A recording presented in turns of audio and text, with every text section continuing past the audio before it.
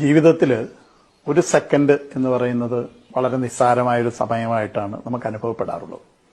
പക്ഷെ റോഡിൽ ഒരു സെക്കൻഡ് എന്നത് സാരമായ ഒരു സമയമാണ്. ഒരു സാധാരണഗതിയിൽ ഒരു ഡ്രൈവർ വാഹനത്തിൽ ബ്രേക്ക് ചെയ്യുക എന്ന് പറയുന്നത് ആക്സിലറേറ്ററിൽ ഇരിക്കുന്ന കാലാണ് ബ്രേക്കിലേക്ക് മാറ്റേണ്ടത്.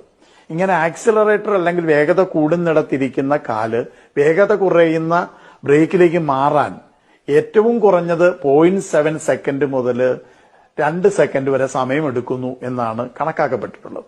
അപ്പൊ ആ ഒരു സെക്കൻഡ് കൊണ്ട് 17 മീറ്റർ ദൂരം പോകും.